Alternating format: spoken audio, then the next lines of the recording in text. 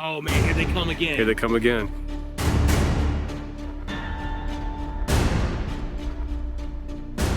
This still has skin on the skull. To me, as somebody who's worked with a lot of Excel data and spreadsheets in my day, something is off right there. Now, I don't know if you want to say, okay, that's when it turned into the South Indian Ocean. I would make a simpler argument and say, this is where the plane just disappears off the face of the earth. And then these additional pings are either added in, add 10 rows of Excel data and manipulate it. They're spoofed, or it's the actual plane, but it's not on the route that they think.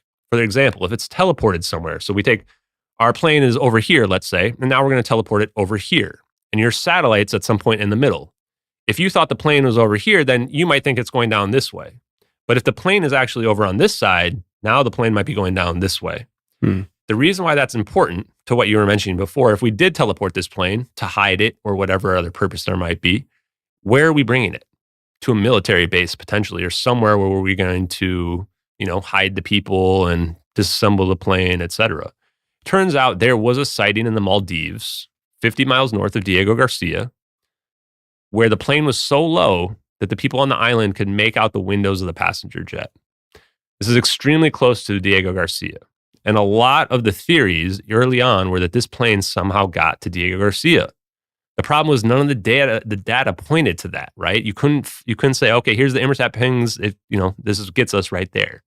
But if you can teleport the plane from the Nicobar Islands to a different location, now the data might look correct, but it's being misinterpreted. So it's going to be extremely difficult to prove that type of theory. So I've essentially focused on the stuff that we can, which is everything up until the video, right? And all the evidence that leads up to that. After that and where it goes, I think that you got to leave that open to interpretation based on what you think about narratives. Like if you think this is a non-human intelligence situation, maybe they're sending them to another dimension, another planet. Maybe they're saving them, right? If you think it's an operation, though, then definitely this plane is being teleported to or near Diego Garcia. And I told you I kind of go down the woo thinking sometimes, and you just brought up the other dimension aspect, and just a thought. Say that there is this kind of teleportation into another realm, like I say, a parallel universe that's here on Earth, which I think David Grush kind of alluded to in some of his disclosures, the idea that these things are here. I forget how he said it, but I remember when I was listening to it, I was like, yeah, what he's talking about, it sounds like, a parallel universe. Is it possible, and this is something that is just a thought out loud, I do not expect you to have an answer to this, but is it possible that if somebody were to be transported to another parallel universe that is here, just a different dimension that's here, could their phone still ring? That's a good question. And we're going to talk probably a little bit more about that when we maybe look at some of the pictures of the people on Diego Garcia that look very similar to some of the crew that were on board the plane. Because one part about that I wonder is like, okay, if you teleport someone, will it teleport them to another dimension? Will the same person even come back? What if it's like a bizarro version of yourself, for example, right? Have you seen the TV show Manifest? No, I haven't. Everybody asks me that, though. Is that what happens in Manifest? I didn't think about it until just now. Does it? Because that would be funny if that actually happens. The very first episode, it's about this plane of people, and they set up the narrative of people's lives, and you see everybody's different lives. Everybody, just got the phone with my wife, I'm mad, and this lady over here, she's dealing with her kid.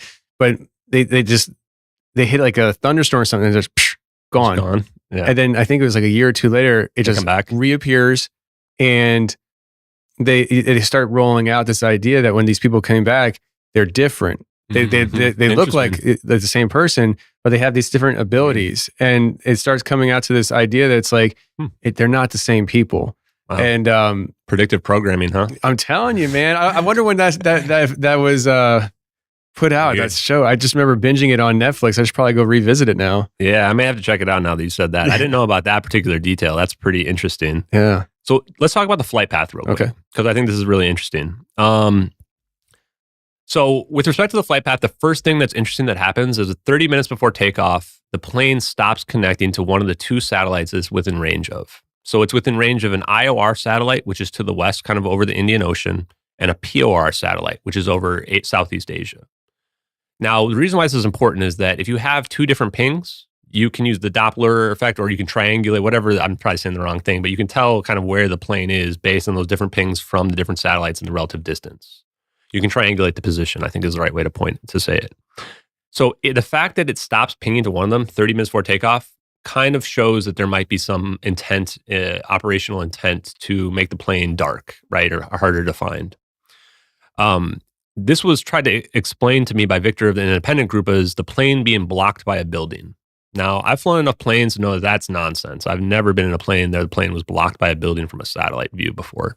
Not to mention, once the plane starts to go to take off, it's perfectly going to be in view. So it makes no sense that it doesn't ping back to this POR satellite, especially because that happened 30 minutes before takeoff. Plane takes off at 16:30 UTC, and it's flying northeast towards Beijing for about 45, 50 minutes. During this point, it never once pings back to POR, despite that it's going towards POR and away from IOR. It actually never pings POR for the rest of the flight. So this is one of the things that makes it harder to track. And this is where we had to figure out, okay, is it going north or is it going south along the arc? Because all we know is the distance from the satellite. We don't have any other information about exactly which way it went. Now, at 17:19, that's when the pilot or co-pilot says, "Good night, Malaysian Airlines Flight 370. And that's the last communication we get from the plane. 64 seconds later, 17:21 UTC, the entire plane goes dark. It drops off of primary radar, and it can only be seen by secondary radar from Malaysia. The official narrative says that this is the part where the pilot somehow does this. From the investigation that I've done and reading and listening to Jeff Wise, who did a podcast just the other day about this, completely impossible. They would have to take out multiple electronic systems to be able to do this. It's not even clear if the pilot would have the technical know-how to even be able to do that. They can turn off the transponder, but the way these ELT transponders work is those are not the things that are tracking the plane. Those go off when the plane's going to crash. Surprisingly enough, none of the 4 redundant transponders went off on this plane either, which is another indication that it didn't crash into the South Indian Ocean. But with respect to the pilot turning it dark, there's almost no way that could be possible. More likely, we're dealing with some type of electromagnetic interference event. So either a few scenarios. Let's start with the most woo, a UFO encounter scenario that causes an electromagnetic interference effect that jams the plane but doesn't take out the engines. And this could explain the weird radar, the altitude changes that Malaysia reports seeing that the plane can't technically do. It's because it's being jammed.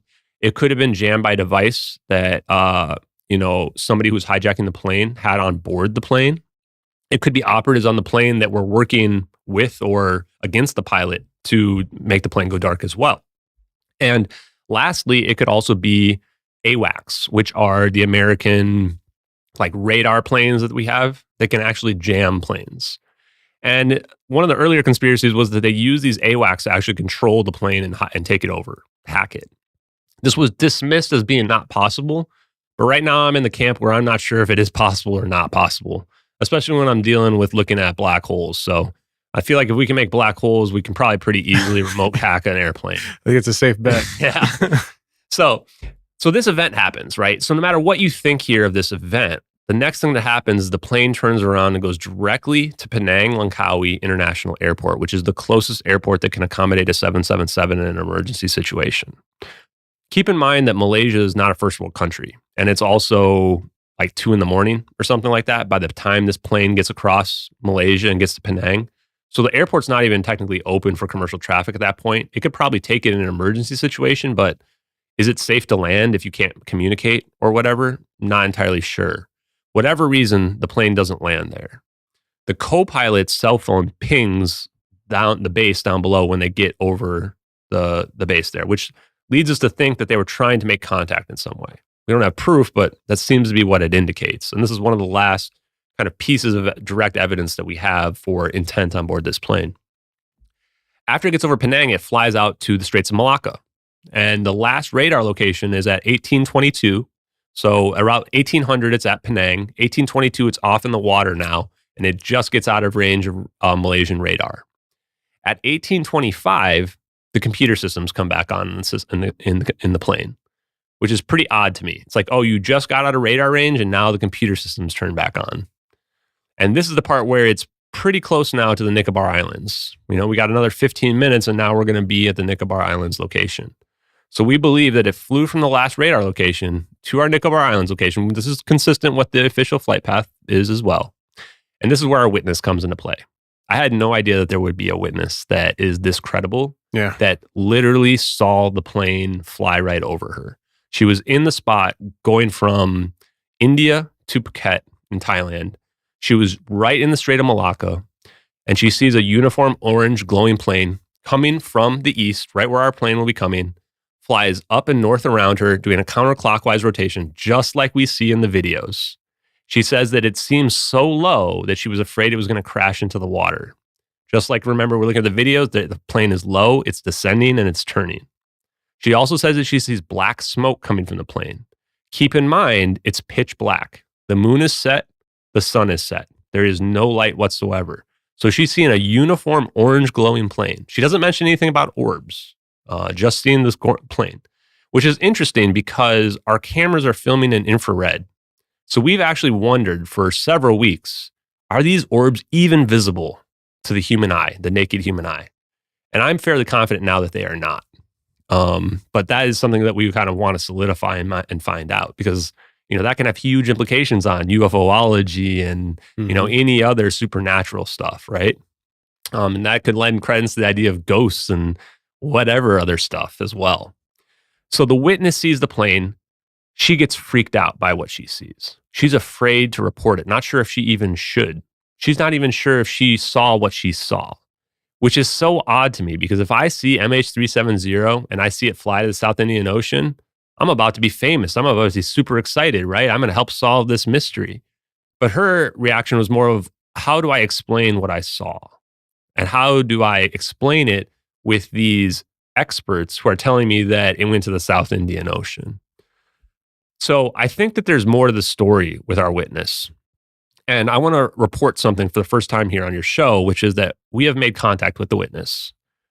Kate T has agreed to work with MH370X to help solve the mystery for us. And this is extremely exciting news for us, because she may be a firsthand witness that saw this plane disappear out of thin air. And if so, she can corroborate the events of the video and all of our facts to date. Mm-hmm. I've been privy to see some of the communication between you and her. And I don't know if you said it like this, but it was generally, you were like, I know you saw the plane disappear. Let's talk, And so, but I think it's good the way you addressed her. I think is good, because you ripped the Band-Aid off. Mm-hmm. Listen, I don't want you feeling you're crazy. We're investigating this. You don't even have to be like, you don't have to hear us say we'll believe you, because you've seen the video. The angle we're going with.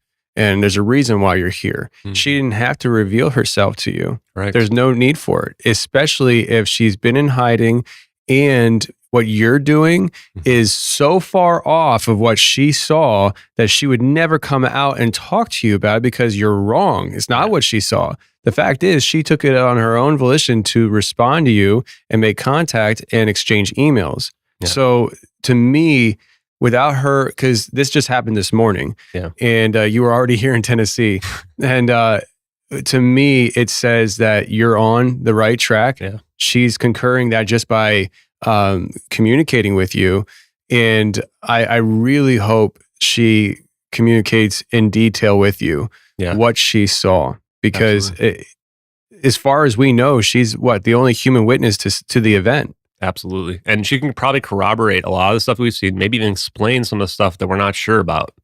And I think that will go an extremely long way, and it's going to be very compelling. Now, if she told somebody beforehand, before this, that she saw the plane disappear, then we have absolute proof, right? And if she was just too afraid to do so, well, it's still extremely credible evidence. But either way, this is going to add a lot of weight and a lot of credibility to the investigation.